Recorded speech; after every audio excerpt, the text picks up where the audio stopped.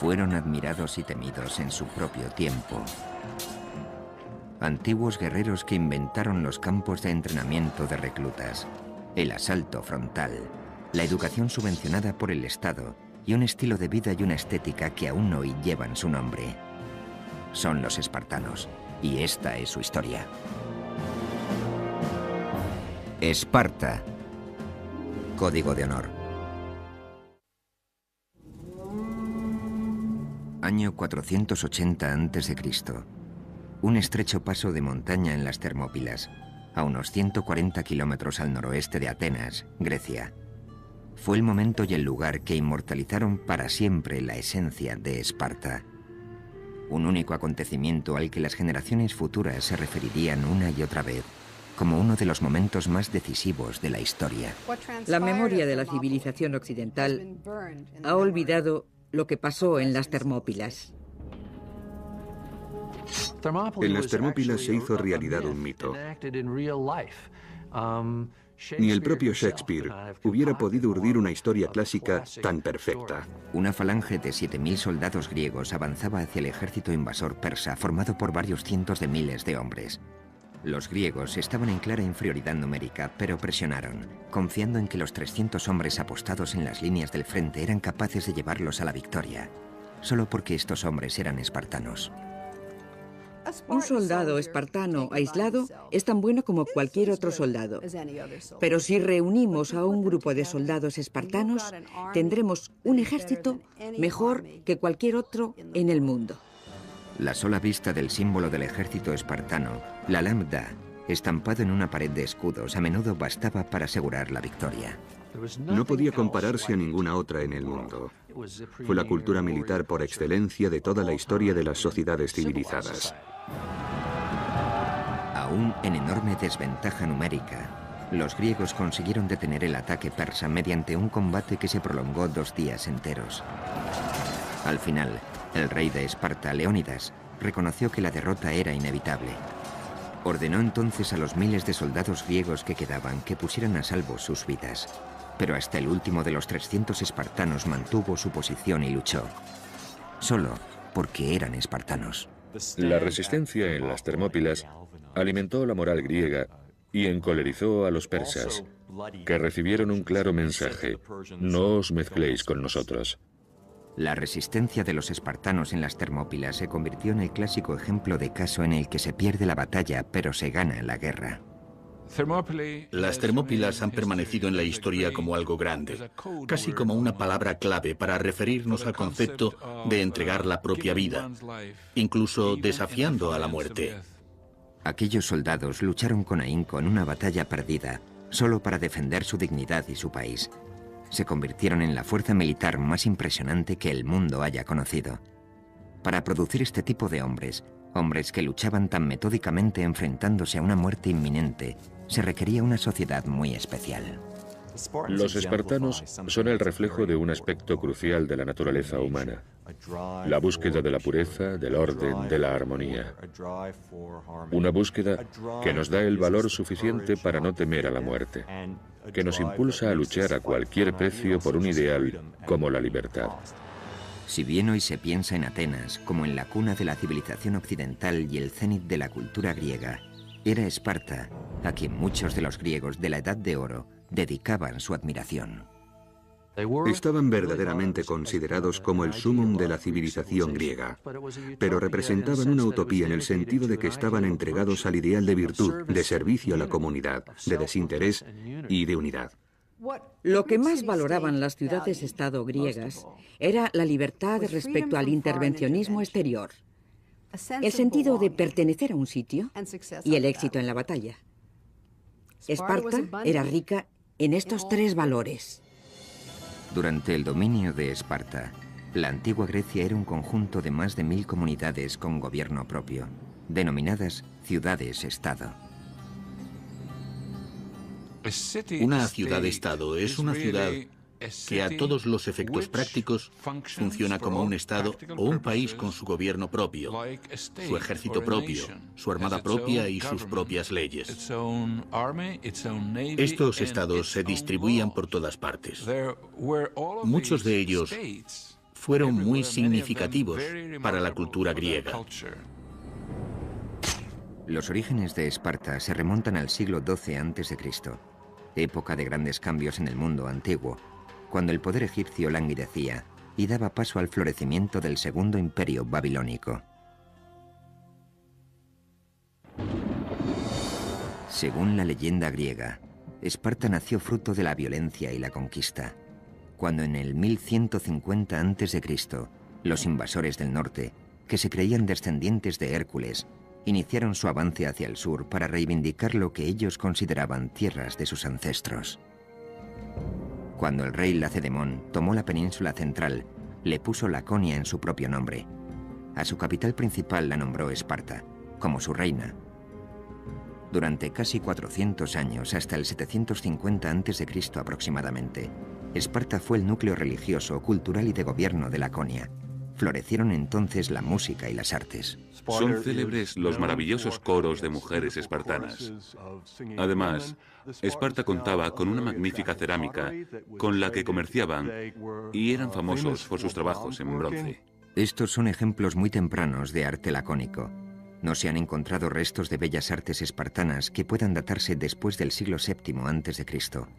Es como si el pueblo de Esparta hubiera dejado simplemente de dedicarse a ello.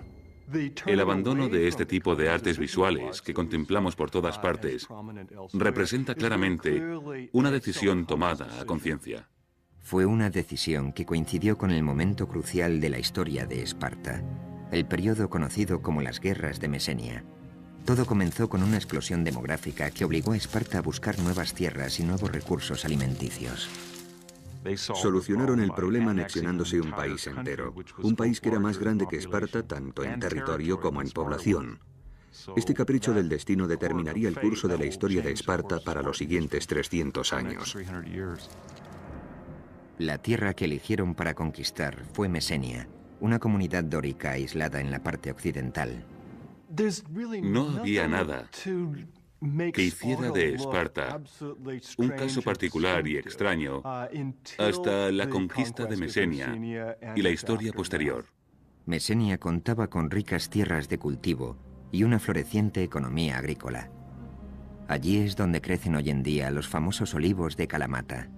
Además, Mesenia se encontraba rodeada por abundantes reservas de hierro, el material más preciado por los griegos para el equipamiento militar. Esparta necesitaba Mesenia, pero los mesenos no se rindieron fácilmente. Se produjo una guerra larga y cruel. Los espartanos no consiguieron sofocar ni fácil ni rápidamente la resistencia de los mesenos. La dificultad inicial era simplemente topográfica. Había que atravesar el monte Taygeto, un pico de unos 2.500 metros, pero por supuesto no iban a remontarlo sino a rodearlo, lo cual supone dar más vuelta y una marcha muy larga. Estaban muy lejos de la base. El pueblo de Mesenia se encontraba en proceso de creación de su propia cultura como ciudad-estado. Resistieron, intentaron conservar su independencia, pero los espartanos acabaron derrotándolos. Los espartanos necesitaron casi 100 años para someter completamente a los mesenos, pero al final, en el siglo VII a.C., Esparta acabó teniendo bajo su control un territorio de 8.000 kilómetros cuadrados y convirtiéndose en la ciudad-estado más grande del imperio griego. Obligaron a los mesenos a trabajar la tierra como esclavos campesinos llamados hilotas. Los hilotas eran una especie de campesinos arrendatarios. Cada hilota contaba con una granja de cuya producción anual debía dedicar una parte a un amo espartano. Cada amo espartano estaba a cargo de una granja de hilotas. Pero el hilota no era posesión del amo como esclavo en toda regla, ya que no podía ser vendido ni comprado. Ninguna otra ciudad-estado intentó esclavizar a todo un pueblo griego. Mesenia contaba con 250.000 habitantes aproximadamente y la sociedad espartana estaba formada por unos 10.000 soldados espartanos, así que estaban en clara desventaja numérica. Esparta debería considerarse como un país bajo sitio, comparable en cierto modo a la actual Israel, salvando las numerosas diferencias, por supuesto. Pero espartanos e israelíes tienen en común que no podían permitirse el lujo de ignorar sus necesidades de seguridad. La situación requería que los espartanos remodelaran su sistema de arriba a abajo. Redactaron nuevas normas que controlaban cada aspecto de las vidas de sus ciudadanos. Era una población griega dedicada por entero al arte de la guerra. Según el historiador griego Plutarco, el arquitecto de esta nueva ciudad-estado fue un legislador espartano llamado Licurgo. Se sabe que Licurgo viajó por todo el Mediterráneo, recogiendo lo mejor de los sistemas militares de Creta, Jonia y Egipto. Además, recibió inspiración divina del oráculo de Delfos, donde, según se cuenta, Apolo le transmitió directamente su consejo. A partir de estas nuevas directrices de disciplina, Esparta poco a poco fue transformándose en una gran sociedad militar. Los ejércitos o las fuerzas de defensa de aquella época no eran más que milicias, granjeros que sacaban sus lanzas del desván y partían hacia la batalla. Licurgo, el fundador pionero de Esparta, por llamarlo así, diría: vamos a dar un giro en este sentido, y a partir de ahí se conformó toda la sociedad espartana, para bien o para mal. Sus leyes fueron acatadas porque las dictaba el oráculo de Delfos, que exigía su cumplimiento, como si de normas divinas se tratara. Puede que Licurgo existiera, o que fuera un instrumento de leyenda, pero en cualquier caso, los espartanos creyeron que había sido la divina voluntad de Apolo la que les había permitido crear un plan magistral para Esparta. Su sociedad se basaba en una pirámide de poder. En el pico se situaban los casi 10.000 hombres que formaban la élite espartana. Se llamaban en griego homoioi, es decir, los iguales. En teoría, cada uno de ellos tenía las mismas riquezas y la misma influencia en el gobierno. El objetivo consistía en construir una sociedad de iguales, un ejército de guerra donde no hubiera espacio para la disensión, un sistema político basado en la unidad. Todo estaba dirigido hacia la homogeneidad, la similitud, si queremos. Esta era una de las claves del sistema espartano. Buscaban la estabilidad, el orden, la obediencia. Bajo los homoioi se encontraban las casi 50 o 60.000 personas libres que vivían en Laconia, principalmente a las afueras de la capital, Esparta. Se llamaban perioikoi, los de los alrededores. Estos eran ciudadanos libres, pero no podían tomar parte en las decisiones políticas. Además, se les obligaba a seguir a los espartanos donde quiera que estos fueran. Los perioikoi constituían esencialmente una clase media sin derecho a voto que permitía a los homoioi estar siempre preparados para la guerra.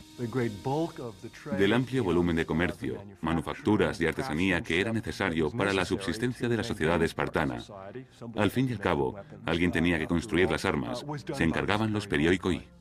Gracias a ellos todo funcionaba porque descargaban de responsabilidades a sus coetáneos espartanos, así que estos contaban con todo su tiempo para el entrenamiento atlético o de cualquier otra forma de guerra.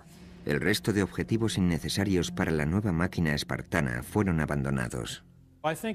Creo que uno de los precios que los espartanos pagaron por esta solución al problema fue el empobrecimiento cultural que se impusieron a sí mismos, porque la creatividad artística requiere cierto grado de libertad que creo que les habría desestabilizado. En la base de la pirámide, y con clara ventaja numérica sobre cualquier otra casta, encontramos a los hilotas. Las mujeres y las hijas de la élite espartana se encargaban de sus casas. Este sistema dejaba la polis, la ciudad-estado griega, como única responsabilidad de los iguales. Estaban dispuestos a llegar a las que luego se revelaron como medidas extremas para formar un estado que nunca antes se había visto y que supongo que no se ha vuelto a ver desde entonces. En las siguientes décadas, Esparta ideó un nuevo sistema de gobierno que controlaría a todos y cada uno de los ciudadanos, desde la cuna hasta la tumba.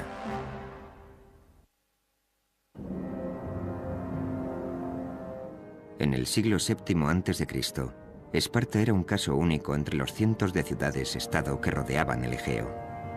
En todas las polis griegas, el Estado ejercía un control sobre las vidas de sus ciudadanos mucho mayor del que actualmente estaríamos dispuestos a tolerar. Pero Esparta lo superaba con creces. En ninguna otra ciudad-estado el intrusismo del gobierno alcanzaba el nivel que en Esparta. Era un control desde la cuna hasta la tumba. De hecho, era en la cuna donde se tomaba la primera medida sobre los futuros espartanos. Nada más nacer, El gobierno examinaba a cada bebé de la élite para determinar si debían permitirle vivir. Los bebés que no llegaban al nivel superior eran expuestos, eufemismo espartano para referirse al acto por el que a los niños imperfectos se les dejaba morir abandonados en la cima de una montaña. Parece algo exageradamente cruel, pero el objetivo era producir soldados. Y eso era lo que pretendían de cada recién nacido. Necesitaban los mejores hombres, así que creo que no les parecería reprobable porque criaban a los mejores y a los más fuertes. También las niñas debían pasar por el proceso de aprobación de la Junta de Supervisores, que decidía si debían vivir o ser abandonadas en el pico de una montaña. Las niñas que sobrevivían eran educadas para ser madres y los niños para convertirse en iguales espartanos, guerreros que controlaran el gobierno. En Esparta, el gobierno era por y para el pueblo, en el caso de los homoioi, o iguales. El resto, los perioikoi y los ilotas, no eran ciudadanos. Los espartanos obtuvieron un éxito sin parangón al diseñar un sistema único, digamos, propio de ellos, que se mantuvo durante muchos años. De hecho, fueron tantos que Maquiavelo y otros lo tomaron como modelo. En la cima del gobierno espartano se erigía una monarquía hereditaria, con una peculiar variante. El punto de partida clave, que parece ser el aspecto más antiguo de su constitución, es que no tenían un rey, sino dos. Es verdaderamente extraño.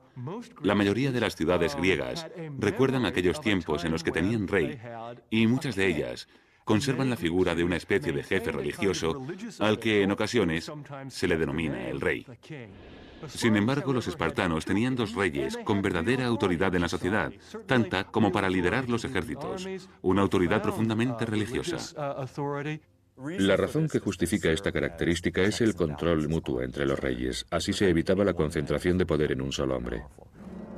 Esta monarquía dual, junto con 28 espartanos mayores de 60 años, formaban un consejo de ancianos denominado Gerusia. La Gerusia aplicaba las políticas y funcionaba como tribunal penal supremo. Esparta era, en cierto modo, una sociedad gerontocrática. Los gobernantes eran ancianos y había puestos disponibles solo para ellos. Una de las razones que explican esto es que si sobrevivías como para hacerte mayor en un entorno espartano, es que eras verdaderamente fuerte. Por debajo de Gerusia estaba la Asamblea de Ciudadanos, constituida al completo por iguales espartanos cuyas edades superaban siempre los 30 años. Esta era la rama menos poderosa del gobierno espartano. La asamblea espartana no realizaba funciones deliberatorias, sino que asumía las órdenes de otras personas que habían decidido cuál era el camino que debía tomar la sociedad. La asamblea se limitaba a apoyar sin rechistar las políticas propuestas por otras personas. Por encima de todo este sistema se instauró una junta de 5 hombres llamados éforos, que regían el ejército, supervisaban el sistema educativo y contaban con un significativo poder de veto sobre todos los demás, con el tiempo incluso sobre los reyes. Sin embargo, también su poder estaba sujeto a control, por un lado con la limitación de sus mandatos a 1 año, y por otro haciéndoles responsables de todos sus actos ante la asamblea. Aquellos que sirvieran como éforos o en otras funciones eran inmediatamente sometidos a juicio al acabar su año de mandato. Es como si cada presidente de los Estados Unidos sufriera una moción de censura y fuera sometido a juicio al final de su legislatura y tuviera que responder por los cargos que se imputaran. El objetivo de esta Constitución era evitar a toda costa que cualquier hombre o institución social amasara demasiado poder. Creo que el sistema resultó muy eficaz. ¿Cómo puedes hacer tu voluntad con tanta gente alrededor para impedírtelo? El sistema entero estaba diseñado para que nadie hiciera su voluntad. El propósito era no cambiar, detener cualquier cambio. Y desde luego el método cumplió con creces su fin. De hecho, durante casi 400 años, Esparta disfrutó del gobierno más estable de la historia de la antigua Grecia, aunque desde luego no era una democracia. La libertad del individuo constituye un aspecto clave de toda democracia. La libertad de expresión, de votar según tu conciencia. Y precisamente esta libertad de expresión no era una de las características de la sociedad espartana. Ni siquiera pensaban que la libertad fuera una buena idea. La libertad no se encontraba entre las virtudes que se les enseñaba a respetar a los espartanos. La prioridad dentro del gobierno espartano era controlar a los ilotas. Eran conscientes del odio que suscitaban en los ilotas. Como una vez declarara un ateniense que conocía perfectamente a los espartanos, los ilotas se hubieran comido gustosos a los espartanos crudos.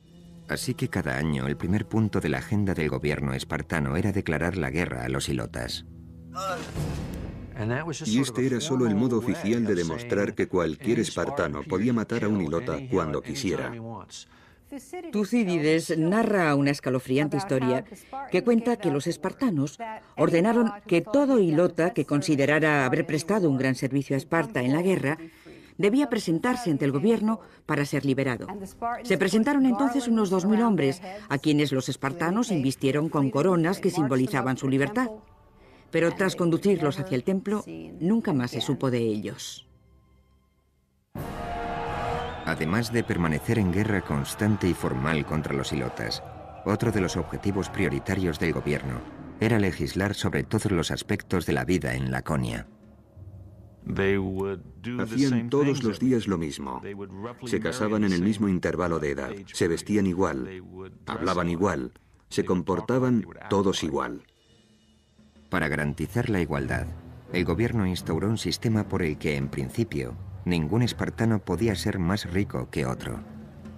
Si había demasiada diferencia respecto a riquezas o comodidades, podía ocasionar muchos problemas. Determinaban el tamaño de las granjas que debía mantener a la familia de cada guerrero para que fueran siempre iguales. Eso solo era posible si destruían el sistema de mercado, lo cual significaba que no podía haber dinero ni mercados libres, ni exportación ni importación. Para acabar definitivamente con cualquier tipo de tentación de gastar dinero en tiendas, todos los equipamientos de las casas, por decreto, eran exactamente los mismos. Todo funcional, sencillo e idéntico. La cultura espartana era austera. De ahí que empleemos el término espartano para referirnos a la austeridad o a lo estricto hoy en día. En Esparta estaba considerado como inaceptable que la gente rica se distinguiera en el modo de vestir. Reinaba la austeridad y la igualdad. En Esparta todo el mundo llevaba ropa de género republicano. Si lo analizamos fríamente, los uniformes en los colegios de hoy en día responden más o menos a la misma idea: que la ropa no sea motivo de desigualdad. Incluso el discurso de la élite lacónica tenía que ser austero. Los espartanos estaban entrenados para ser hombres de pocas palabras. Ello concordaba con la sencillez y la fuerza de los guerreros espartanos. El discurso lacónico era ideal para tomar decisiones automáticas en el campo de batalla. Sin embargo, no lo era tanto para relajarse y reflexionar sobre la perspectiva de conjunto, y ese era uno de los principales problemas que tenían los espartanos. Para mantener este sistema en pie, la posición de Esparta respecto a política exterior era igualmente lacónica: no mezclarse con extraños. No querían que nadie supiera demasiado sobre Esparta. Más aún, no querían que los propios espartanos supieran demasiado acerca del resto del mundo. Querían conservar sus tradiciones, su sentimiento nacionalista, y la manera de conseguirlo no era precisamente mezclándose con otros. No abandonaban su territorio casi nunca, y en aquellas ocasiones en las que tenían que hacerlo debido a alguna actividad militar que les obligaba a dejar sus casas por un tiempo, casi siempre acababan comportándose como si se hubieran vuelto locos, porque no sabían asimilar el cambio. Si todo este control parecía exageradamente intrusista, lo era, pero el dominio del gobierno sobre la sociedad estaba perfectamente aceptado en la vida de la antigua Grecia. Cuando los griegos hablaban de política, no se referían únicamente a la Constitución, una mera organización política. Consideraban que un régimen era una organización social, cultural, una organización que abarcaba todos los aspectos de la vida. El régimen espartano refleja perfectamente este concepto. El primer medio adoptado para adoctrinar a los espartanos en esta nueva sociedad Era un sistema educativo que preparaba a los niños desde los 7 años para que se convirtieran en máquinas de matar. El éxito de Esparta dependía de un control muy estricto sobre la sociedad.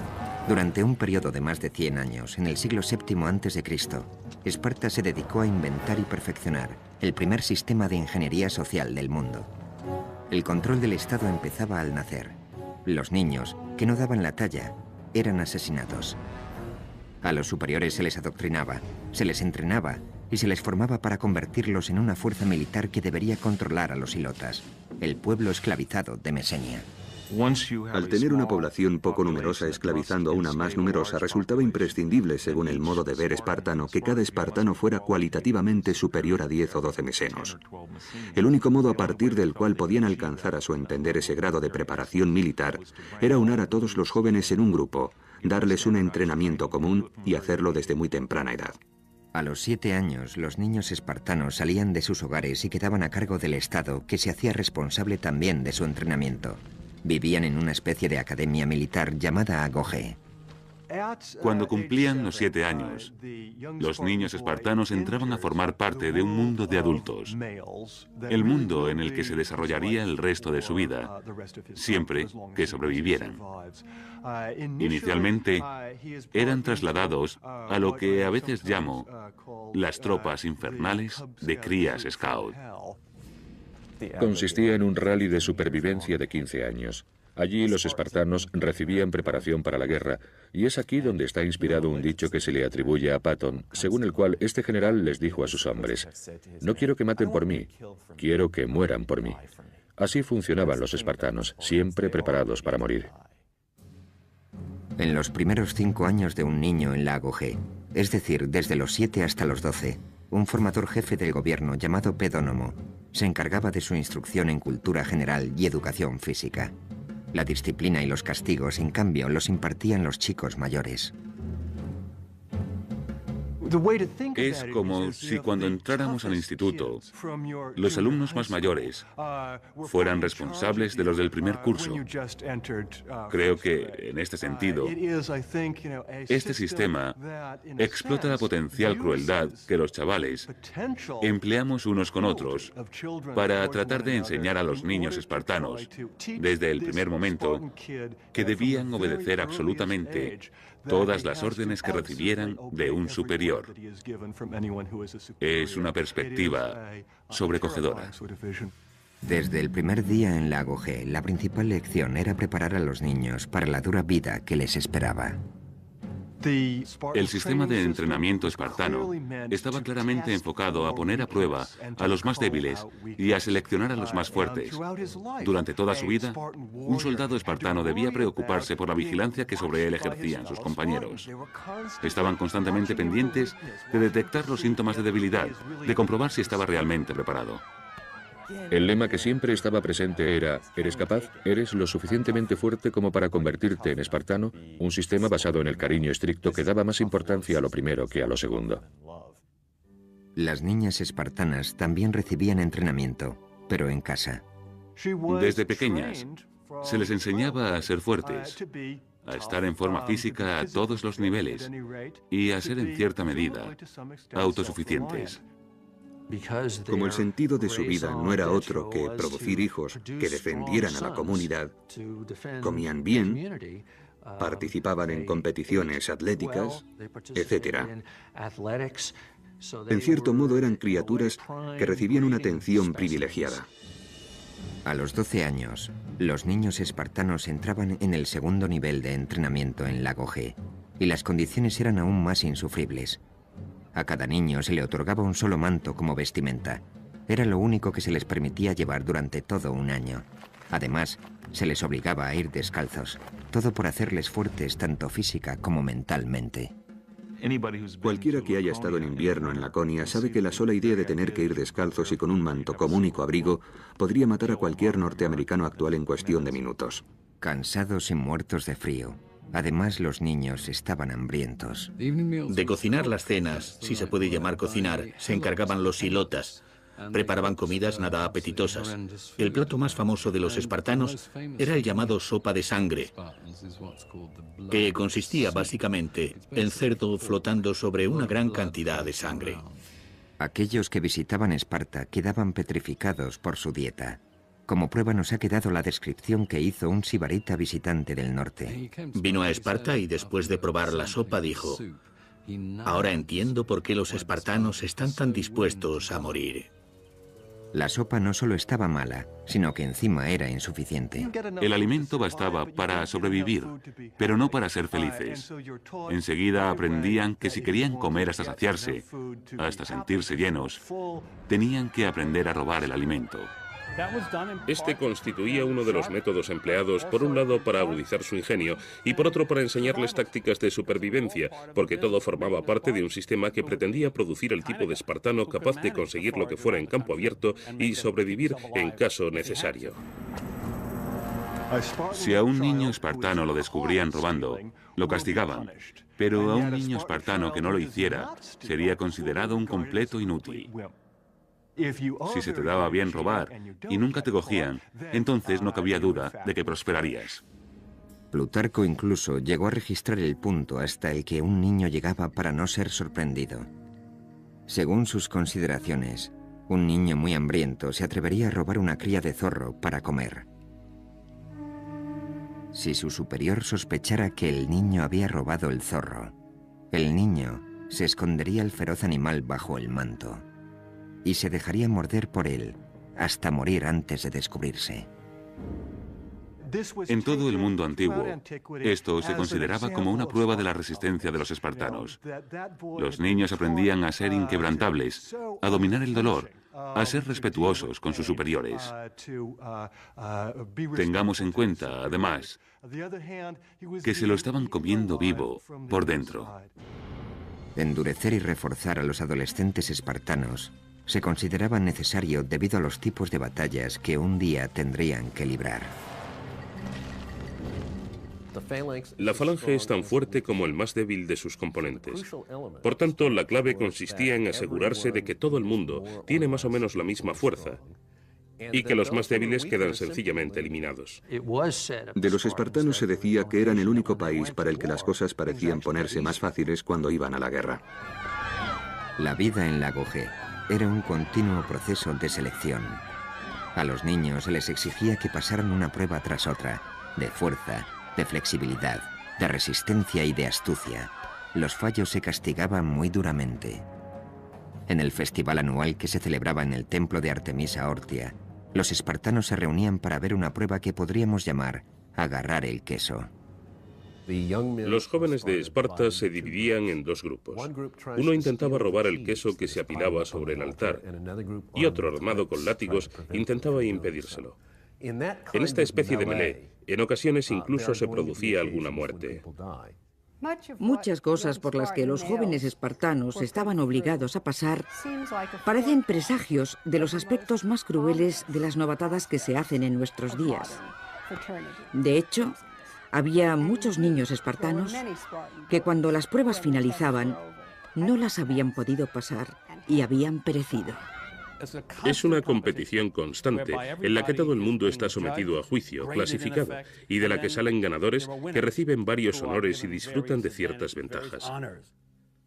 Así que ahí tenemos a los espartanos, entrenados para ser iguales a los demás, para sacrificar todo por el bien común y a la vez para ser superiores a la generalidad. Para aconsejarles en su camino durante el entrenamiento, a cada chico espartano se le ordenaba tomar un mentor, un hombre mayor cuya relación con el niño se prolongaría de por vida. El mentor asumía la responsabilidad de supervisar al niño que estuviera a su cargo, de asegurarse de que el entrenamiento era el adecuado y de comprobar que tanto sus modales como el carácter del niño recibían la atención necesaria. En la actualidad, los expertos se encuentran debatiendo acerca de si la intimidad de esa amistad incluía o no relaciones sexuales. En muchas situaciones en las que las mujeres quedan excluidas de participación, ya sea en el ejército o en cualquier otro campo, creo que existen muchas más posibilidades de que se den relaciones homoeróticas. Se supone que cualquier posible relación sexual que hubiera existido siendo niño el estudiante se terminaría al alcanzar la edad adulta. Pero también se supone que seguirían siendo muy amigos. Y esa red de amistad entre personas que han sido mentores y pupilos o amantes era parte del nexo que mantenía tan unida la sociedad espartana. Así que siempre que el ejército espartano partía para la guerra, habría hombres que tendrían la relación personal más íntima posible entre sí, lo cual les mantendría igualmente unidos en el campo de batalla. La cuestión de la cohesión de las unidades pequeñas, es un aspecto crucial en el arte de la guerra. ¿Puede alguien imaginarse algo más unido que una tropa formada por hombres de este tipo? A medida que un espartano se hacía mayor, iba introduciéndosele en dos nuevas y distintas, pero eminentemente prácticas experiencias: el matrimonio y el asesinato a sangre fría.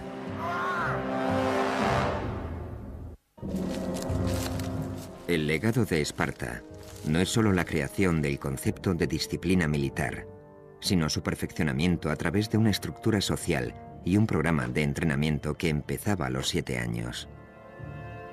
A los 20, la mayoría de los jóvenes espartanos obtenían la licenciatura en un sistema e ingresaban en otro, uno que formaría parte de sus vidas hasta que murieran. Pero antes de licenciarse, los espartanos debían pasar una última prueba de fuego. Los estudiantes que más prometían eran seleccionados para unirse a la Criptia, una fuerza de seguridad secreta dedicada a liquidar a los ilotas por la razón que fuera. Los miembros de la Criptia vivían fuera de Esparta. Sobrevivían por sus propios medios y se servían del cobijo que les proporcionaba la noche para cortar gargantas. La Criptia podría considerarse como una readaptación de un ritual humano. Todos sabemos de la existencia de multitud de sociedades que exigen la superación de un reto excepcional para demostrar que se es un hombre. Simplemente que la versión espartana implicaba matar al enemigo. La Criptia era el método que tenían los espartanos para seleccionar a sus mejores y más brillantes guerreros, con el fin de que hicieran la vida completamente imposible al pueblo, sobre el que se apoyaba toda la sociedad espartana. Si eras un hilota especialmente guapo o conocido por tus innovaciones agrícolas, si eras un hilota considerado poco común por la razón que fuera, entonces estabas condenado a pasarte la vida temiendo que la Criptia descubriera por qué destacabas y acabara contigo.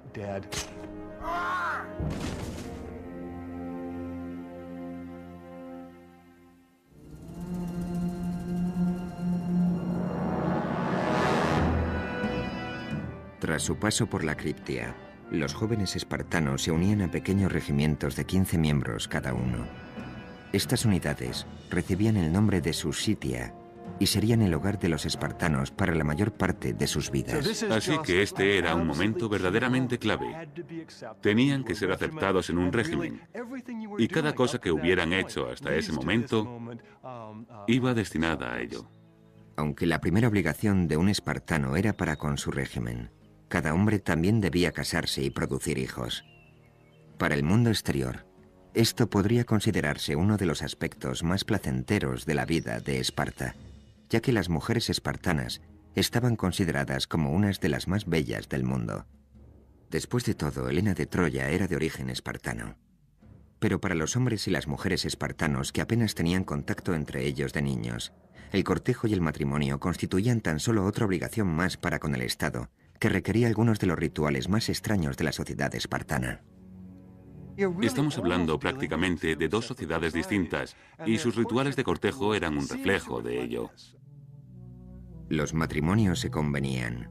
No se celebraba ceremonia de boda. En su lugar, las nupcias tomaban forma de secuestro ritual. A la novia se le cortaba el pelo y se la vestía con un manto varonil, y luego el novio, para consumar el matrimonio, debía entrar a hurtadillas en la casa al caer la noche. Así daba comienzo el matrimonio, la vida de casados. Un modo particularmente triste, a mi entender. De hecho, el único momento en que los hombres recién casados podían acudir a su casa era por la noche, y con el solo propósito de dejar embarazadas a sus mujeres.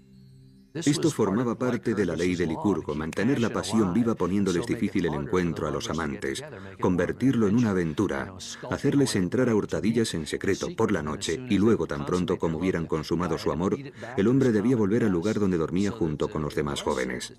Así se dice que no era nada fuera de lo común que un marido espartano no viera a su mujer a plena luz del día hasta los 30 años.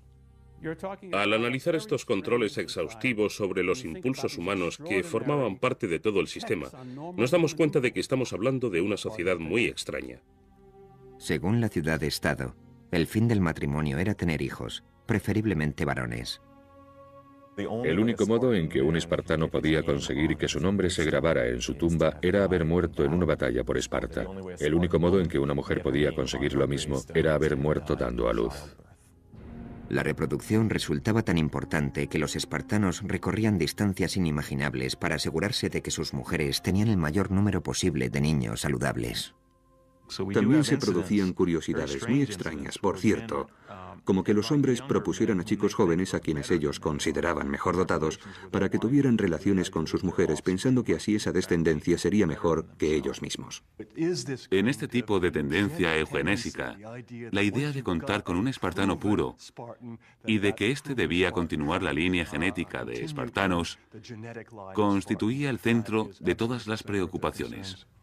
Todos estos controles sobre el matrimonio y la familia estaban destinados a evitar que los hombres se distrajeran de su auténtico propósito: la instrucción y el entrenamiento, la hostigación a los hilotas y la conservación de la propia superioridad espartana.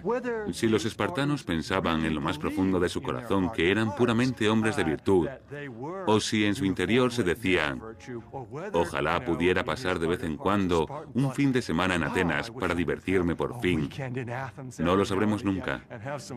Pero lo que sí sabemos es que los espartanos crearon una imagen de sí mismos como de seres satisfechos al 100% con sus vidas perfectamente virtuosas.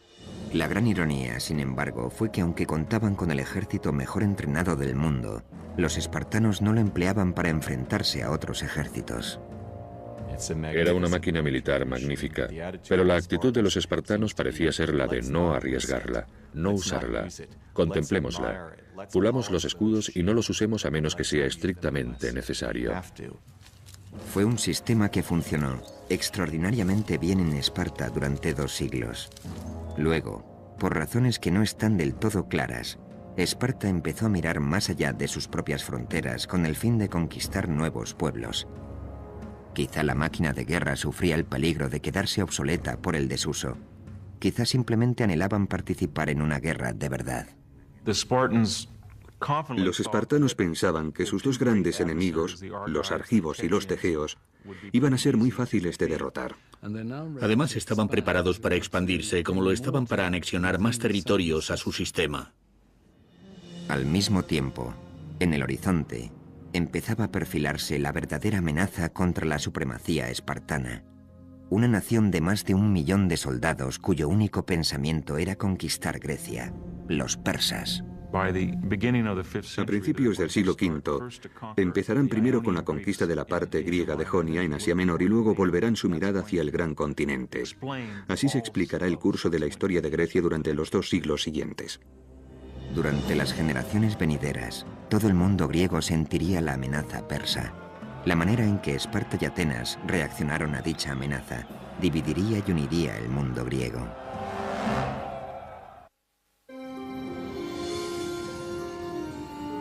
A finales del siglo VII a.C., Grecia era una enorme confederación de más de 1000 ciudades-estado, completamente independientes, cada una con su propio carácter y reputación. Atenas, la más grande de todas, tenía una vida cultural muy desarrollada, una arquitectura magnífica y una armada impresionante. Pero Esparta, considerada por encima de Atenas por todas las ciudades-estado del Egeo, no contaba con nada de eso. Al contrario, había sacrificado la cultura en el altar de la guerra. Esparta era un campamento armado. Eso nos da un sistema educativo enfocado principalmente a la formación militar. Fue entonces cuando se creó un cuerpo de policía secreta y cuando se produjo la desconexión temporal con el resto de Grecia. Esparta no conquistará colonias ni construirá ninguna flota. Su única obsesión será el control de Mesenia. Desde finales del siglo VII a.C., Esparta tenía sometida a Mesenia, un país cuya población superaba la de Esparta en una proporción de 10:1. Dicho sometimiento se llevaba a cabo a través de un tipo de esclavitud llamado hilotismo, acompañado por una campaña de terror ejercida por soldados específicamente entrenados. Esparta fue el primer país que desarrolló lo que se daría en llamar disciplina militar occidental. Los conceptos modernos acerca de la instrucción, las marchas, rangos, filas y técnica del asalto por falanges fueron todos inventados por los espartanos. En este caótico mundo de las guerras hoplitas, los espartanos aprendieron que había que mantener la calma y estar unidos. Así se evitaban los espacios entre ellos, aumentaba la cohesión de las filas y se derrotaba al enemigo. Entre todas las falanges, la espartana era la más elegante, la más capacitada para realizar cambios en el campo de batalla en caso necesario. Asimismo, los espartanos rediseñaron de arriba a abajo el armamento de guerra. El instrumento clave era el oplón, de 91,5 centímetros de diámetro, un escudo que portaba cada uno de los soldados. De ahí el término hoplita para describir al soldado espartano y a todos los que después adoptaron sus métodos. Los soldados, además, iban armados con lanzas de 2 metros de largo, una segunda espada, un pesado casco con 2 pequeñas aberturas para poder ver y una armadura de bronce. Con lo que el ensamblaje completo, o panoplia, podía llegar a pesar casi 32 kilos. En este punto puede parecer ridículo que en pleno verano hombres que no medían más de unos 70 y pesaban entre los 55 y los 59 kilos pudieran cargar con la mitad de su peso. ¿Cómo lo conseguían? A través de un sistema de rituales que determinaba una batalla entera mediante un choque de media hora entre ciudades-estado vecinas. Por lo que se cuenta, los espartanos dominaban este arte de guerra mejor que nadie. Las batallas se decidían mediante tácticas rápidas, definitivas y mortales, basadas en el trabajo en equipo y en la agilidad. Pero durante casi más de 100 años, este arte de guerra fue más una teoría que una realidad. Sin embargo, a partir del siglo VI a.C., los espartanos dejaron de conformarse con haber conquistado y sometido a los mesenos. Volvieron entonces la vista al norte, a la ciudad-estado de Tegea, para expandir su territorio en esa dirección. Sin embargo, Esparta era una de las ciudades-estado con sentido religioso más profundo de Grecia, y no podía actuar sin el consentimiento previo de los dioses. Una delegación fue enviada a Delfos con el fin de obtener la bendición de Apolo, del que creían hablaba a través de una sacerdotisa o Pitia. El oráculo griego era parte horóscopo, parte galleta china del porvenir, parte conjeturas y parte sobornos. A menudo la gente escuchaba lo que quería escuchar. El peregrinaje a Delfos parecía más una visita al mago de Oz que una consulta a un futurólogo o a un lector de manos. Alrededor del año 560 a.C., los espartanos invadieron Tegea. Aquella victoria significó algo más que tan solo ganar una guerra. A partir de entonces, Tegea, en lugar de en enemiga, se convirtió en aliada y probablemente en una de las primeras de una serie de alianzas que se expandieron por la mayor parte del Peloponeso e incluso más allá de él. A finales del siglo VI a.C., la intimidante máquina espartana había convencido a numerosas ciudades-estado del Peloponeso para que se unieran a ella. Esta poderosa alianza se conoció como la Liga del Peloponeso, y Esparta fue su líder. El objetivo consistía en crear una fuerza que hiciera frente a Atenas, no tanto para tomar la potente ciudad-estado como para evitar tener que luchar contra ella. Es algo lógico. Si cuentas con una superioridad militar absoluta y con la reputación como potencia militar absoluta, puedes evitar los enfrentamientos. Esta era la política espartana. Trataban de evitar los conflictos a toda costa porque eran conscientes de que siempre que se luchaba, existía el riesgo de perder. Pero la inminente amenaza proveniente desde el este obligaría a Esparta a salir de su mundo de aislamiento. Persia, gobernada por Darío I, comandaba el imperio más grande que el mundo antiguo hubiera conocido hasta el momento. Entre sus conquistas se contaban muchas ciudades-estado griegas, incluidas las de Jonia. Sin embargo, después de varias décadas de opresión política y fiscal persa, los jonios iniciaron la rebelión. En el año 499 a.C., enviaron una delegación para que se reuniera con el rey de Esparta, Cleómenes, quien se negó a atender a los jonios, decisión que desencadenó una serie de acontecimientos que cambiaron el curso de la historia. Pero no todos los griegos compartían la claridad de visión de Cleómenes. Los ateneos fueron persuadidos por los jonios para que enviaran apoyo a los revolucionarios. A pesar de la ayuda de Atenas, el poderoso imperio de Darío I derrotó a los jonios. Y los persas no perdonarían nunca el apoyo de Atenas a los rebeldes. Tras haber aplastado el levantamiento, los persas empezaron a pensar en serio acerca de aquellos advenedizos del oeste que habían osado entrometerse en lo que para Persia era, a todos los efectos, un asunto interno.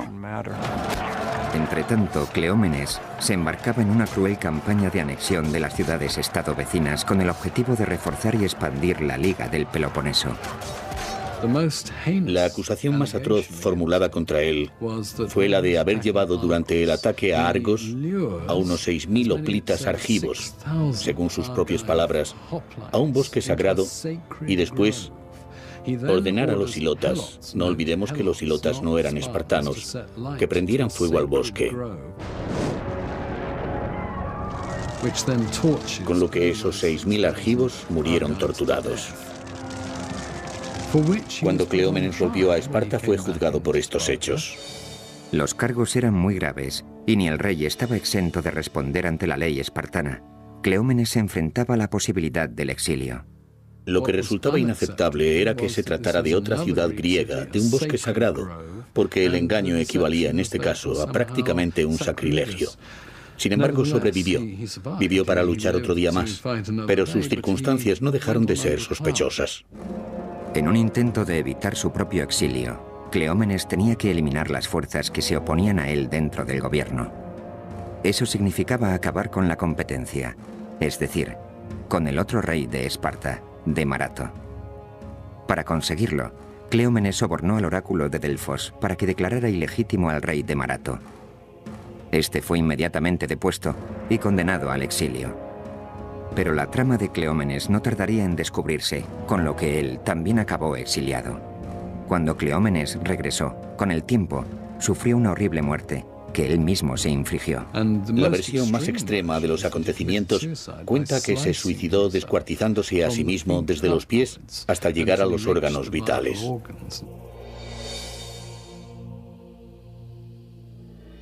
Cleómenes, que sería conocido por siempre como Cleómenes el Loco, fue sustituido por el rey Leónidas, un hombre que llevaría a los espartanos hasta donde nunca habían llegado tras enfrentar a todo el mundo antiguo en una guerra de proporciones épicas.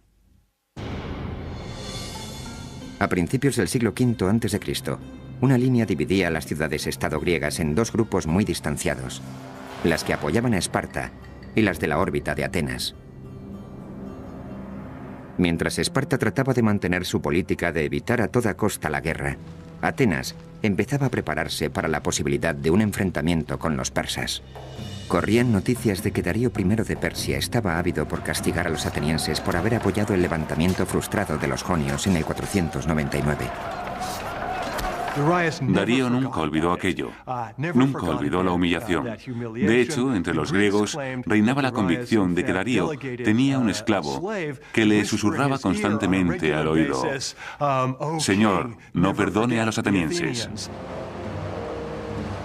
En agosto del año 490 a.C., Darío I formó una pequeña flota de barcos cargados con tropas para atacar a los atenienses. La expedición persa se aproximaba a Maratón, en la costa nororiental de Ática.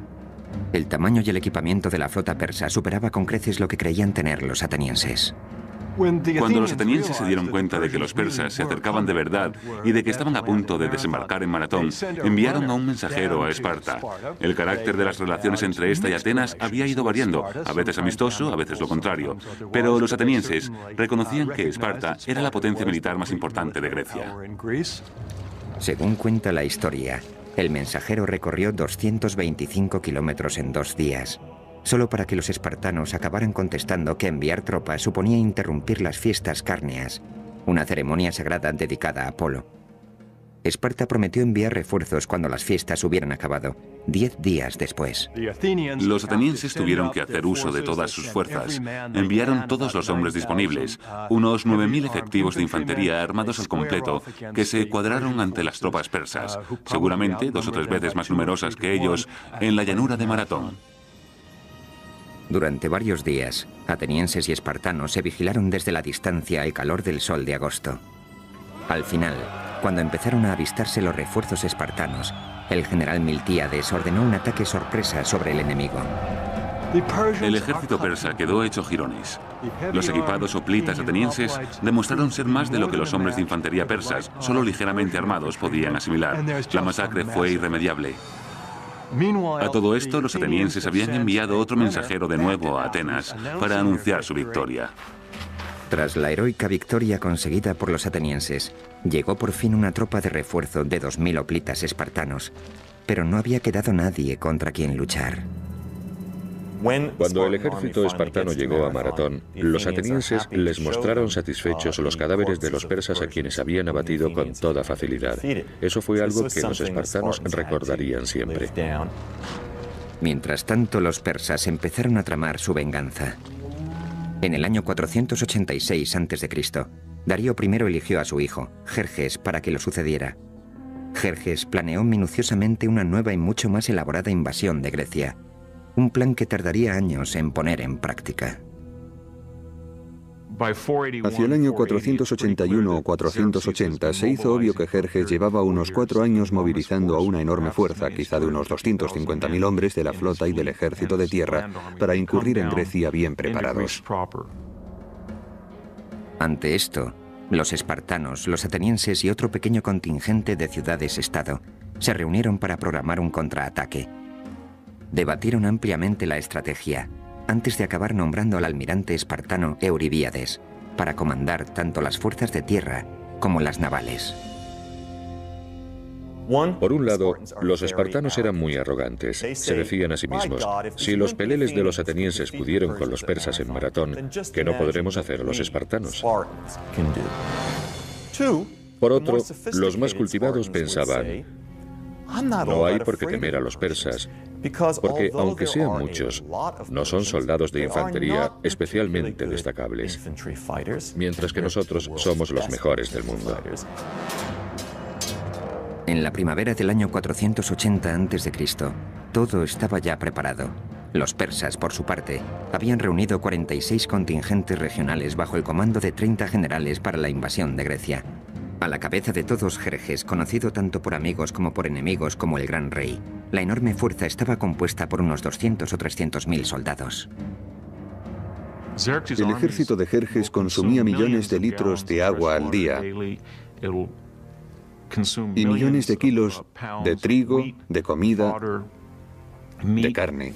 En el mar, unos 750 barcos de guerra llamados trirremes fueron flanqueados por varios cientos de barcos de abastecimiento. La vasta armada persa se movía al tiempo que lo hacían las tropas de tierra. Se trataba de una maquinaria de guerra de potencia sin precedentes que requería de una planificación y una ejecución magistrales para cada acción. La dependencia que existía entre la armada persa y su ejército de infantería es un factor clave a la hora de analizar estas guerras. El ejército tenía que mantener el contacto con la armada, porque ésta garantizaba la seguridad de los barcos de abastecimiento. Los griegos, acostumbrados a librar batallas en las que participaban un máximo de unos pocos miles de hombres, iban a tener que enfrentarse a una interminable riada de tropas enemigas. Después de mucho debatir acerca de lo que se debía hacer, decidieron apostarse en las Termópilas, en el pintoresco enclave conocido como las Puertas Candentes, por los cercanos lagos de sulfuro en ebullición. Las Termópilas eran la puerta de entrada al sur. En el 480 a.C., el paso de las Termópilas tenía unos 15 metros de anchura, con lo que constituía un punto capaz de neutralizar la enorme ventaja numérica de Jerjes. Creo que todo el mundo comprendió perfectamente lo que pasaba y entendieron que había que oponer resistencia, porque de no hacerlo, el problema no sería que los persas cruzaran este paso en particular, sino que la moral de los griegos caería en picado, lo cual los llevaría a perder la guerra. Si los griegos conseguían resistir en las Termópilas, los persas acabarían comiéndose unos a otros lejos de su casa, ya que eran como un inmenso monstruo que tenía que estar continuamente alimentándose. Los espartanos estaban al mando del rey Leónidas, un experto gracias a las muchas campañas que se habían llevado a cabo durante sus 11 años de reinado. Pero para ganar esta guerra se vería obligado a hacer el mayor sacrificio de todos. El oráculo de Delfos había pronosticado que el rey de Persia conquistaría Esparta, a menos que el rey de Esparta muriera. Leónidas era perfectamente consciente de este augurio, así como de que si los griegos oponían una contundente resistencia a los persas tras las Termópilas, se iba a producir un momento glorioso, algo que conmocionaría a todo el mundo. En un inmenso alarde de valor, Leónidas seleccionó a los hombres para la que seguro sería una misión suicida. Cuando Leónidas partió hacia las Termópilas, se llevó consigo una guardia real de 300 hombres. En este caso particular, sin embargo, la Guardia Real fue específicamente seleccionada. No solo se eligió a los hombres en función de sus méritos, sino teniendo en cuenta que cada uno de ellos dejara un hijo como descendencia. Creo que los espartanos sabían, así como Leónidas, que iban a la guerra a morir, y en realidad eso era para lo que habían sido entrenados durante toda su vida. Creo que asumieron el valor psicológico que esa hazaña tendría para el resto de los griegos que vinieran después. Creo que estaban representando una especie de obra que sirviera de inspiración al resto de Grecia. Para los espartanos, morir por su país era la forma más honrosa de hacerlo. En agosto del año 480 a.C., el gigante y poderoso ejército persa avanzó hasta el atajo que cruzaba la soleada llanura. Entonces se produjo un majestuoso despliegue de potencia y fuerza. El ejército persa, encabezado por Jerjes, era inmenso. Contaba al menos con 200.000 efectivos. Los griegos no superaban los 7.000, incluidos los 300 hoplitas de la élite espartana. El motivo por el que los espartanos enviaron una tropa tan reducida queda en su conciencia. ¿Podrían haber sido más afortunados si hubieran mandado un ejército completo? Alegaron que esas hubieran sido sus intenciones, pero que un festejo religioso les impidió enviar más que una tropa de avanzadilla. Algunos cínicos afirman que los espartanos nunca pretendieron enviar una fuerza completa, porque sabían que iban a perder. Necesitaban hacer algo destacable, un acontecimiento espectacular, así que sacrificar 300 hombres se presentaba como la solución perfecta. Los espartanos, dirigidos por Leónidas, estaban preparados para luchar hasta la muerte. Cuando Jerjes envió un mensajero, conminando a los espartanos a que depusieran las armas, Leónidas respondió con 2 palabras: molon labe, o ven tú a cogerlas. No podía haber un contraste mayor entre dos ejércitos, no podía haber un contraste mayor entre dos sociedades. Por un lado, Jerjes en su trono, con secretarios tomando notas, y por otro, Leónidas, al frente de sus hombres. La misión del rey Leónidas era crucial: retener a los persas el tiempo suficiente como para que los generales griegos consiguieran formar sus tropas en el istmo de Corinto. Necesitaban tiempo para montar un contraataque a gran escala. Si al pesado ejército persa se le permitía pasar libremente hacia el sur, la zona central de Grecia caería seguida, sin lugar a dudas, por el Peloponeso. La idea de los griegos en las Termópilas era brillante: forzar un parón y crear problemas logísticos a esta especie de inquebrantable ejército. Cuando los griegos llegaron a las Termópilas, reconstruyeron la pared que había atravesado el paso. La idea era enviar por rotación unidades griegas que lucharan en la limitada zona que se extendía justo enfrente de la pared. Los persas no podrían emplear todos sus efectivos porque el terreno en el que los griegos pretendían luchar era muy reducido. Entretanto, el pueblo de Delfos consultaba el oráculo que les advertía que debían invocar a los vientos porque ellos serían los mejores aliados de Grecia. Tan pronto como hubieron tenido esta revelación, se desató una terrible tormenta. La magnífica armada persa se dispersó por la costa magnesia, que carecía de puerto, y allí perecieron más de 200 barcos. Jerjes montó en cólera ante la inesperada pérdida y quedó desconcertado por el nimio reto que se le proponía a su poderoso ejército en las Termópilas. El gran rey ordenó a un soldado de avanzadilla que reconociera el terreno y le informara de las dimensiones completas del enemigo. Cuando divisó a los espartanos, estos en lugar de estar implorando u ofreciendo su rendición o algún tipo de negociación, estaban arreglándose, peinándose, echándose aceite y abrillantando sus armas. Querían dar la idea de que esperaban esta batalla con entusiasmo, más que con terror. El jinete se quedó pasmado, sin poder creerse que esos pocos hombres fueran a intentar defender el paso. Enseguida se requirió el consejo de Demarato, el rey espartano exiliado que había huido a Persia hacía más de una década. El rey Jerjes quería saber lo resistentes que podían ser aquellos hombres. Si trajéramos a uno de ellos aquí ante el tribunal, ¿podría acabar con 10 de nosotros?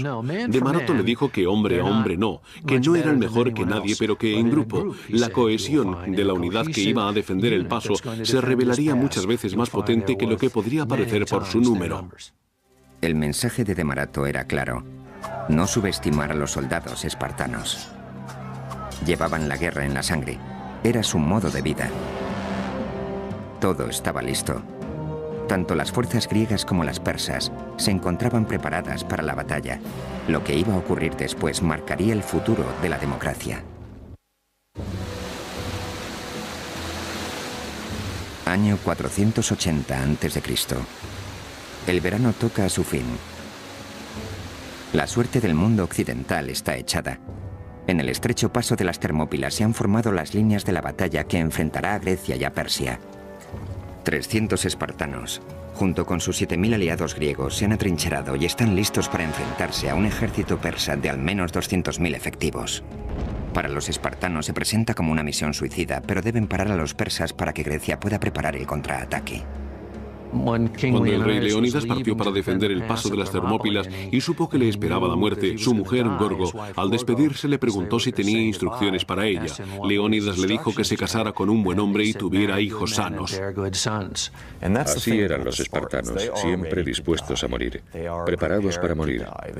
Consideraban que morir en combate por su país era algo verdaderamente glorioso. Así pues, en nombre del honor y de la gloria, los soldados espartanos resistieron desafiantes y serenos, incluso preparados para abalanzarse sobre la inmensa fuerza persa, de cuya presencia les había puesto sobre aviso la avanzadilla de reconocimiento. Les dijo: los arqueros persas son tantos que cuando disparan sus flechas nublan el sol. A lo que otro espartano, Diéquenes, respondió: bueno, pues libraremos la batalla en penumbra. El 18 de agosto del año 480 a.C., 4 días después de haber llegado a las puertas candentes de las Termópilas, los dos bandos se hallaban listos para el combate. El aplastante número de efectivos persas les permitió contar con toda la seguridad que un ejército podía desear. Pero las tropas bronce y carmesí espartanas se erguían desafiantes, dispuestas a luchar. Normalmente conocemos formaciones de 8 filas. El motivo que lo justifica es que las primeras 2 o 3 filas luchan porque las lanzas son muy largas. Sin embargo, la función de las filas de atrás consiste tan solo en empujar a las de delante. Así que la cohesión y el empuje de las filas de atrás resultan absolutamente tan cruciales como la destreza y la valentía de los hombres del frente. Pronto los persas se dieron cuenta de que su aparente ventaja numérica no era tal en la práctica. Una vez que se ha asumido que no es posible maniobrar y que los jinetes persas no van a poder hacer nada, entonces ya tienes el embudo. Sabes que has empujado a toda esa gente hacia un cuello de botella. Los persas tuvieron que atravesar el bronce y el hierro, cosa que nunca antes habían hecho. Los cortaron a pedazos. En los estrechos confines del paso, el pesado armamento griego, sus largas y afiladas lanzas y sus enormes escudos demostraron ser bastante eficaces contra el armamento ligero y las cortas lanzas de los persas. Fue algo escabroso. La gente gritaba, defecaba, orinaba, caía al suelo derribada, era pisoteada. Las lanzas iban rompiéndose. La batalla se convirtió en una auténtica carnicería. La falange griega era prácticamente impenetrable, y nada más caer la tarde, el campo de batalla ya parecía el infierno. Todo el paso estaba cubierto de cadáveres, y los espartanos no mostraban síntomas de desfallecimiento. La falange espartana funcionaba casi como un cuerpo de ballet, con esa agilidad de acción, esa habilidad para ejecutar con rapidez las decisiones en el campo de batalla y para moverse como una unidad. Estas eran algunas de las cosas que hacían de los espartanos unos soldados tan formidables. Jerjes estaba decidido a destruir la falange espartana y a detener el baño de sangre. Ordenó a sus guardaespaldas personales, conocidos como los inmortales, que participaran en la lucha. Solo ellos contaban con armas capaces de hacer frente al armamento pesado de los griegos, pero no fue suficiente. Un enfrentamiento salvaje dejó a las tropas de élite del rey completamente destrozadas. Viendo cómo un velo de muerte se cernía sin piedad sobre ellos, tuvieron que detener la lucha y retirarse. La mentalidad y la ideología hoplitas puede resumirse en una sola frase: mantenerse firme o mantener la posición. La aportación de los espartanos es esa solidez, ese ser fuertes como una roca. Al caer la noche, Jerjes abandonó el combate. Su bestia colosal cayó de rodillas. Las pérdidas persas se contaban por miles.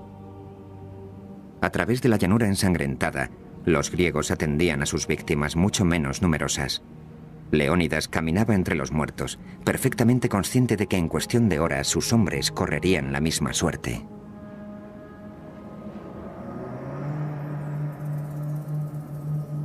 La mañana amaneció fría y clara el 19 de agosto del 480 a.C.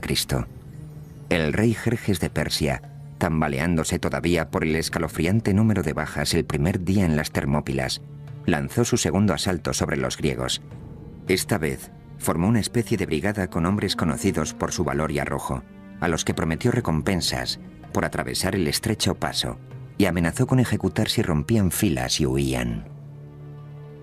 El rey persa recurrió a esas tácticas de bulldozer. Creyó que si seguía enviando hombres, al final conseguiría romper las filas griegas. Pero una vez más, la impresionante fuerza persa no fue suficiente para derrotar a los griegos ni al cuerpo de élite espartano. La batalla proseguía a través de un sangriento segundo día y acabó convirtiéndose en otra masacre a gran escala. Los muertos y heridos persas se amontonaban en altas pilas frente a las líneas griegas. Un intenso olor a muerte impregnaba toda la escena. Los griegos también sufrieron alguna baja, pero el número de las de los persas era incontable. Resultaba demasiado desmoralizante permitir que esto siguiera indefinidamente. Desde su dorado trono en lo alto de la montaña, Jerjes observaba cómo sus mejores tropas sufrían salvajes pérdidas. Al rey no le quedó otra opción que recurrir a otro desafortunado ataque. Después de todo, el rey persa podía permitirse 50 bajas por cada una de las de los griegos, sin acusarlo gravemente. Pero también era verdad que si por cada baja griega había 50 persas, y eso se prolongaba durante mucho tiempo, la moral de su ejército se vería irremisiblemente afectada, así que tenía que encontrar otro camino. Entonces se produjo un punto de inflexión cuando un griego llamado Efialtes, no sin antes recibir una cuantiosa recompensa a cambio, decidió traicionar a sus compatriotas y guió a los persas a través de un paso secreto en el monte Calidromos. En griego, el nombre de Efialtes se ha convertido en la palabra más común de todos los tiempos para referirse a las pesadillas. Es la palabra griega para pesadilla. El camino que Efialtes mostró a los oprimidos soldados persas les permitió rodear el contingente griego, una táctica con la que Jerjes creía que iba a acabar venciendo por fin a sus enemigos. Los inmortales persas ascendieron a hurtadillas por la noche, y al amanecer, el sonido de sus pisadas sobre las hojas secas anunció su llegada al otro lado. Las puertas candentes se habían convertido en una trampa mortal para los espartanos, con abruptos acantilados y el océano a un lado, las montañas a otro, y los soldados persas concentrados frente a ellos y ahora también detrás. En este punto, Leónidas analizó la situación. Era el comandante en jefe de la zona de combate, así que ordenó la retirada al conjunto de griegos en las Termópilas. Los espartanos se quedarían con él. Hasta el último de ellos permaneció en su posición.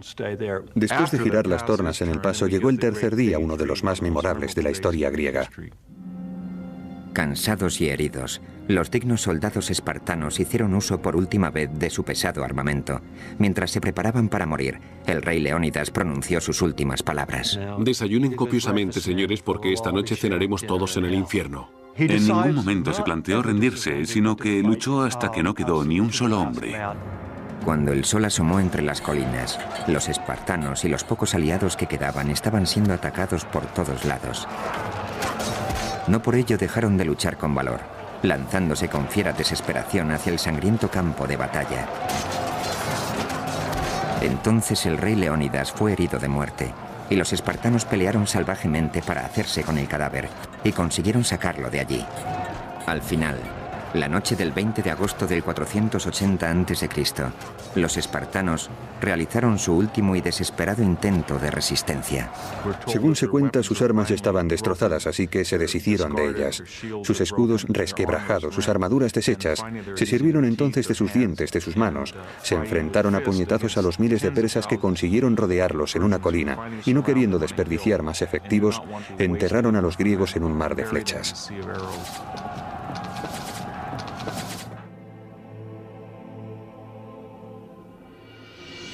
A primera hora de la tarde, todo había acabado. Los 300 espartanos yacían muertos junto con varios cientos de aliados. Pero las pérdidas persas eran escalofriantes. Se calcula que de unos 20.000 hombres. Empuñando por fin la victoria, Jerjes inspeccionó el campo de batalla. Entonces encontró el cuerpo del rey Leónidas, que estaba escondido. Lo decapitó y clavó la cabeza en un poste para que todo el mundo la viera. Fue un gesto barbárico destinado a demostrar que los espartanos eran, después de todo, simples mortales. Pero las gravemente desmoralizadas tropas persas no quedaron del todo convencidas. Sabían que la guerra no había hecho más que empezar y que había más espartanos esperándoles. Tras lo ocurrido en las Termópilas, los persas quedaron invadidos por cierto sentimiento de miedo de suspense, al menos acerca de lo que podía pasar con los espartanos. La de las Termópilas fue probablemente la derrota más importante sufrida en un solo día en toda la historia griega. También hay que decir que reportó algunos beneficios para los griegos, ya que les permitió movilizarse hacia los territorios posteriores, en Ática, lo cual hizo surgir en ellos el sentimiento de heroicidad, de unión en torno a tal acto de valentía, además de suscitar el miedo entre los persas, que se encontraron con un pueblo con el que no contaban. Muchos años después, fue erigido un monumento en las Termópilas, en honor a los 300 espartanos que heroicamente contuvieron a los 200.000 persas durante 3 cruentos días. Aquí, sobre una piedra sin ningún tipo de adorno, hayamos grabado un clásico y sencillo epitafio. Extranjeros de paso, decidles a los espartanos que aquí, obedientes a nuestras leyes, yacemos. Hace hincapié en el hecho de que, independientemente de las percepciones o ideas de cada uno, las leyes espartanas dictaban que aquellos soldados permanecieran allí en ese momento. En cierto sentido, los espartanos necesitaban algo así. Necesitaban una batalla espartana de maratón. Necesitaban un acontecimiento al que poder referirse para demostrar que la virtud espartana era absolutamente inquebrantable. Incluso, aunque no vencieron, obtuvieron una victoria moral porque murió hasta el último de sus hombres. Lo que ocurrió en las Termópilas ha quedado grabado en la memoria de la civilización occidental. Después de la caída del Álamo, el periódico local de Nacogdoches, Texas, declaró que las Termópilas ya tenían su equivalente. Ahora, con la brecha en la primera línea de defensa griega, los persas tenían libertad para avanzar hacia el sur, a través de Ática, aplicando la táctica arrasar e incendiar, sin respetar a nada ni a nadie. Cosechas y granjas enteras invadidas por las llamas, estatuas de dioses demolidas, templos destruidos, incluso la Acrópolis fue víctima del fuego. Cuando empezó a correr el rumor por Grecia de que todo el país estaba ardiendo, muchos atenienses estuvieron al borde de la sublevación. Nunca hubieran podido imaginarse que las tornas iban a dar un determinante giro. En las últimas décadas del siglo V a.C., todas las fuerzas de Grecia se unieron rápidamente en contra del enemigo común, el aparentemente invencible ejército persa, formado por más de 200.000 efectivos. Tras la batalla de las Termópilas en el año 480 a.C., el ejército y la armada persas tenían camino libre para avanzar hacia el sur, hacia Atenas. La moral griega aparecía por los suelos y la derrota inminente. Entonces decidieron confiar en un astuto y respetado comandante ateniense llamado Temístocles. Y el poderoso comandante decidió evacuar el interior del país y trasladar al pueblo a la isla de Salamina, confiando la esperanza de Grecia en una batalla naval. Entonces los atenienses determinaron abandonar su territorio con la intención de evitar enfrentarse a los persas en una especie de batalla a la desesperada en tierra. Sin embargo, más que abandonar su territorio, lo que hicieron fue enviar a las mujeres y a los niños a campos de refugiados al sur de Grecia, tras la muralla del Istmo, y enfocar todas sus expectativas en su armada. Bajo la oscuridad de la noche, la armada griega se embarcó hacia la bahía de Salamina, a unos 97 kilómetros al sur por la costa. Debido a su estrecho canal, Temístocles estaba convencido de que Salamina constituía un punto ideal para contrarrestar la superioridad numérica y la gran movilidad de la flota persa. Temístocles era consciente de que si batían a la armada persa, vencerían la guerra, o al menos darían un gran paso en esa dirección porque el ejército persa dependía significativamente de su armada. La armada griega estaba en posición.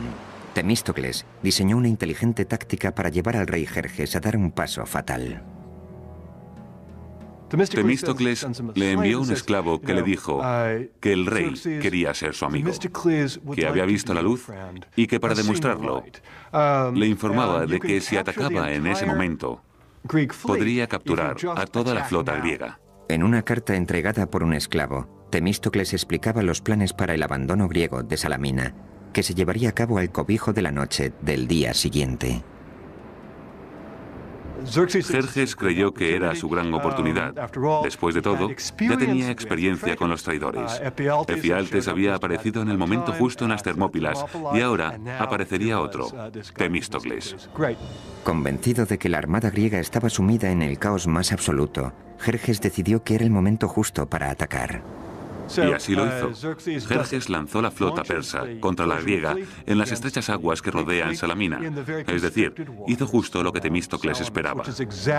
Temístocles conocía estas aguas a la perfección y había colocado su flota de manera que la estrechez pudiera servirle de ventaja. Asimismo, sabía perfectamente cuándo el viento iba a soplar por detrás de ellos y con ello el momento en el que podrían cargar con más eficacia. Entonces, cuando los persas se abalanzaron sobre ellos, los griegos atacaron también con sus barcos. Creo que esta constituyera la batalla naval más importante con respecto al número de efectivos de la historia de la civilización occidental. Mientras la flota griega avanzaba como un pulpo gigantesco desde su guarida de rocas, el rey Jerjes se encontraba a salvo en su trono dorado en las alturas del monte Egeleo. Para cuando se quiso dar cuenta de que su poderosa vanguardia estaba atrapada, tenían la soga echada al cuello. La ventaja numérica de los persas, 400 trirremes frente a los 300 griegos, quedó neutralizada por los reducidos estrechos. Todo el contingente quedó atrapado rápidamente en una especie de tapón. Los barcos persas fueron privados de su capacidad de maniobra. Una vez que consiguieron convertir la batalla en una embestida y hacer algunas incursiones, la flota persa, que ahora perecía ahogada, se convirtió en su mejor aliada. Los barcos griegos enviaron marinos, hoplitas, que saltaban de barco en barco, dejando tras ellos una estela de sangre. Probablemente el índice de bajas de esta sea el más grande que se haya producido en una única batalla naval en toda la historia. El número de persas que se ahogaron en la costa de Ática ascendería hasta los 60.000. Fue un desastre sin precedentes para los persas y una victoria rotunda para los griegos. Los cadáveres y los restos de los barcos no dejaban ver el agua. Los persas perdieron unos 200 barcos, mientras que los griegos solo unos 40. Jerjes estaba encolerizado y humillado. Como resultado de la batalla de Salamina, Jerjes y todo su ejército tuvieron que salir de Grecia. Era imposible dejar a su ejército en Grecia a menos que pudiera garantizar su reabastecimiento. Con la pérdida del control en el mar, la pérdida de dominio sobre el agua, resultaba muy arriesgado. Así que tuvo que evacuar al grueso de su ejército. Pero el primo de Jerjes, el general Mardonio, fue designado personalmente para dirigir la guerra en Grecia. Con una fuerza de primera formada por 30.000 hombres, Mardonio se trasladó hacia el norte, hacia Tesalia, donde contaban con suministros suficientes para que sus hombres sobrevivieran al invierno. Entretanto, volvía a surgir el recelo entre Atenas y Esparta. Los atenienses, que sufrieron el mayor número de bajas en las batallas navales, esperaban un quid pro quo por parte de los famosos soldados hoplitas espartanos y querían que lanzaran un asalto en tierra contra los persas. Mardonio supo de las profundas desavenencias que separaban a su enemigo e intentó aprovecharse de ellas. Uno de los vasallos de Jerjes, un rey macedonio, fue enviado a informar a atenienses y espartanos de que si se iban sin más, Jerjes los trataría con dignidad. Los atenienses, creyendo que así obligarían a Esparta a movilizar su máquina militar al completo, consideraron el trato. Los atenienses dejaron que a Esparta llegara la velada amenaza de que si no venían para defender Ática, si no se movían hacia Beocia, ellos se rendirían. O peor, los atenienses insinuaron lo impensable, una alianza con Persia. En este punto, los impasibles y escurridizos embajadores espartanos decidieron que el juego de ajedrez político debía terminar. Los griegos se unirían para librar la batalla definitiva contra Persia, cerca de la ciudad de Platea. Tenían que ir todos en la misma dirección. Fue entonces cuando el liderazgo espartano saltó a primer plano. Los espartanos estaban ahora bajo las órdenes no de un rey, sino de un regente, Pausanias. En el verano del 479 a.C., las fuerzas persas habían visto su número reducido en más de 50.000 efectivos. Hacia el sur, Esparta movilizó a 5.000 de sus mejores soldados y Atenas contribuyó con una tropa adicional de unos 8.000. Entonces, los espartanos armaron a 35.000 hilotas mesenos, ofreciéndoles la libertad a cambio de su arrojo en el campo de batalla. Pausanias parecía tener una capacidad nata para organizar. Tenía mucha visión militar y algo quizá más importante, un sentido único para mantener unido de manera diplomática a este inmenso ejército en conflicto interno constante que era la fuerza griega. Seguramente nadie más que un espartano podría haber conseguido sacar todo adelante en tales circunstancias. Durante 11 días, los comandantes rivales se mantuvieron en sus respectivas posiciones sobre la llanura de Platea. Mardonio y la caballería persa, al norte, Pausanias y la infantería griega, al sur. Finalmente, en los albores del día siguiente, los persas rompieron aquella quietud lanzando un contundente ataque. La caballería persa tenía capacidad para infligir verdaderos daños iniciales sobre las fuerzas griegas. Los griegos se vieron obligados a volver a desplegar sus tropas.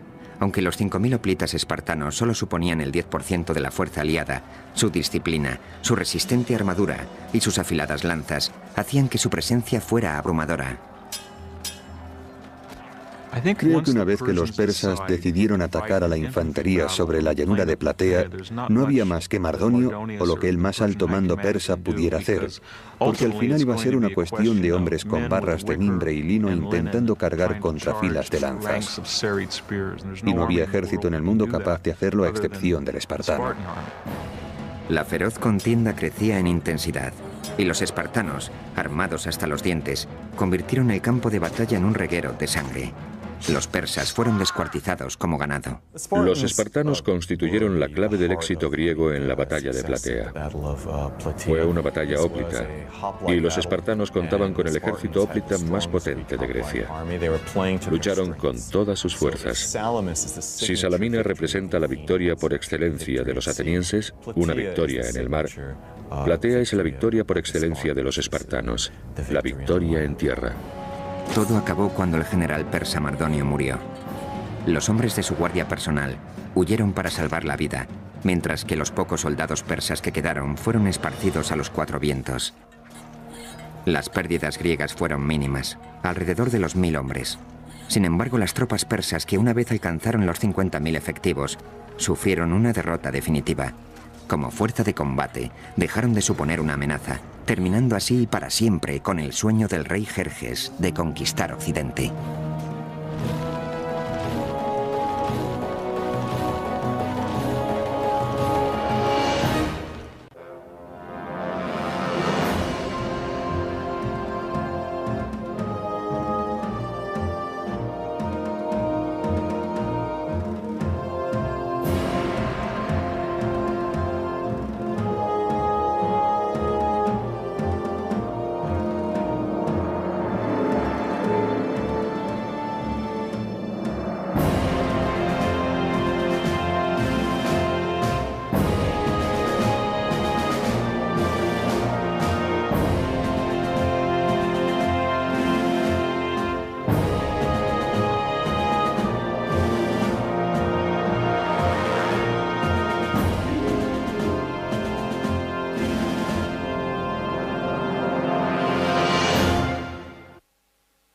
Siglo VII a.C., Esparta acabó teniendo bajo su control un territorio de 8.000 kilómetros cuadrados y convirtiéndose en la ciudad-estado más grande del imperio griego. Obligaron a los mesenos a trabajar la tierra como esclavos campesinos llamados hilotas. Los hilotas eran una especie de campesinos arrendatarios. Cada hilota contaba con una granja de cuya producción anual debía dedicar una parte a un amo espartano. Cada amo espartano estaba a cargo de una granja de hilotas. Pero el hilota no era posesión del amo como esclavo en toda regla, ya que no podía ser vendido ni comprado.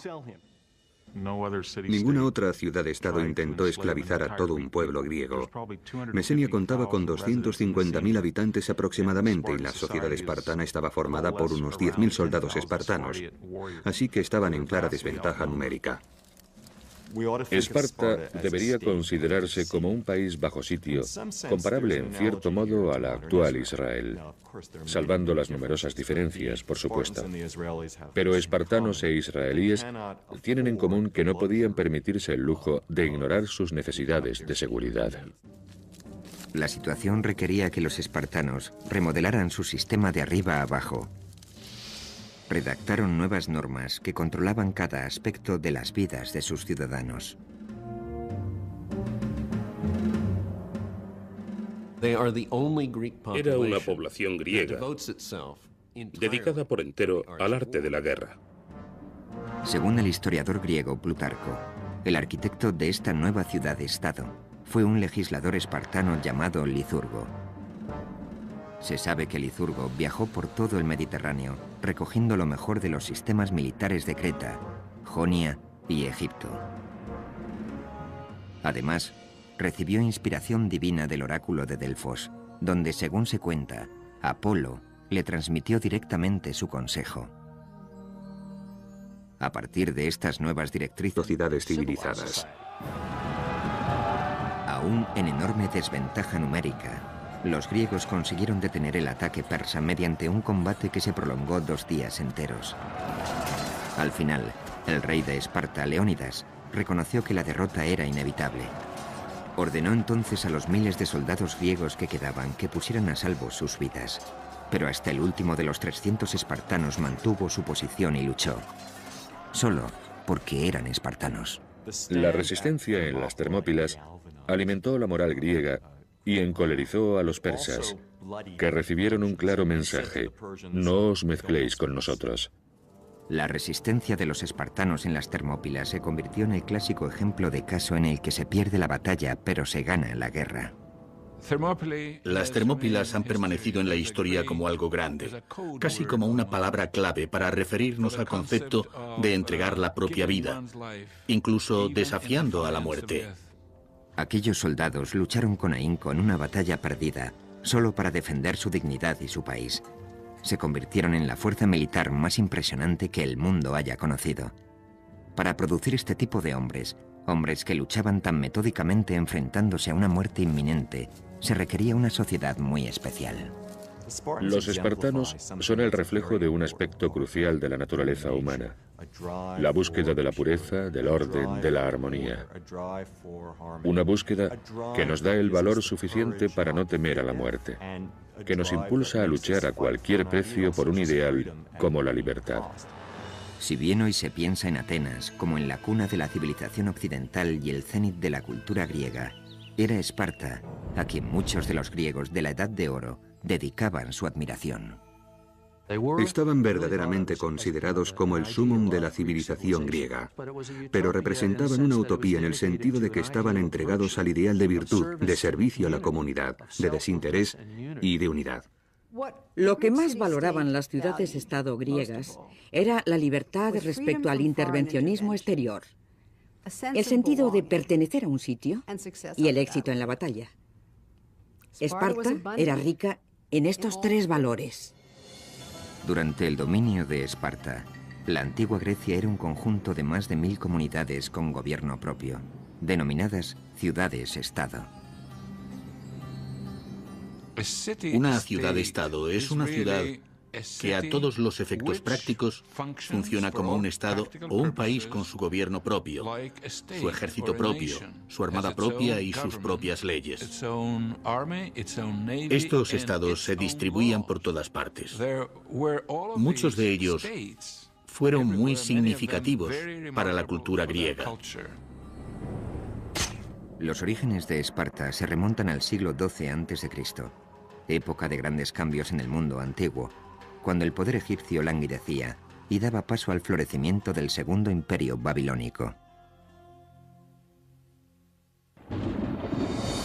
Según la leyenda griega, Esparta nació fruto de la violencia y la conquista, cuando en el 1150 a.C., los invasores del norte, que se creían descendientes de Hércules, iniciaron su avance hacia el sur para reivindicar lo que ellos consideraban tierras de sus ancestros. Cuando el rey Lacedemón tomó la península central, le puso Laconia en su propio nombre.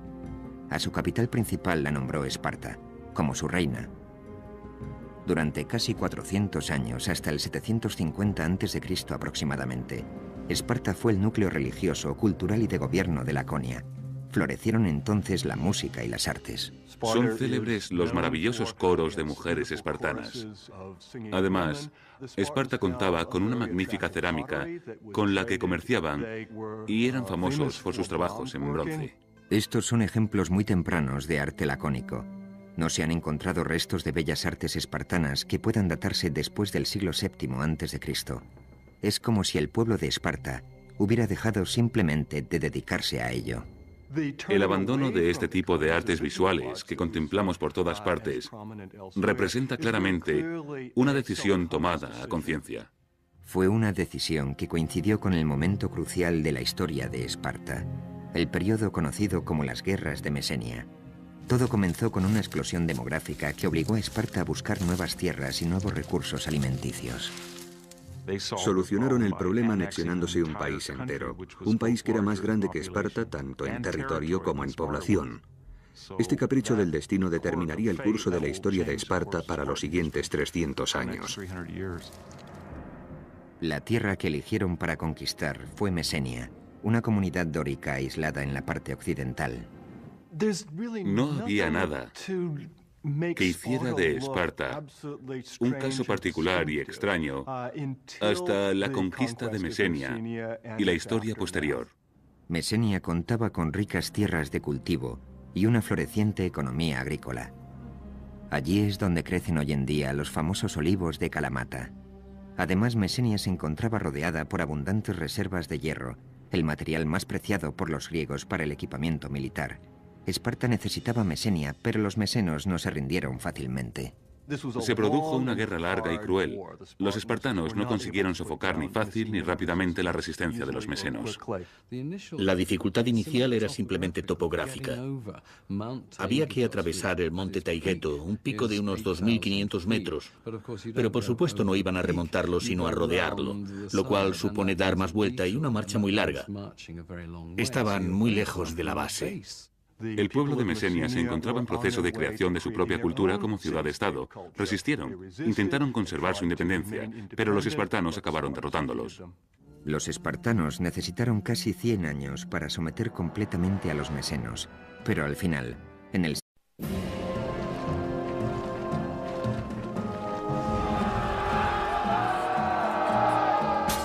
fueron admirados y temidos en su propio tiempo.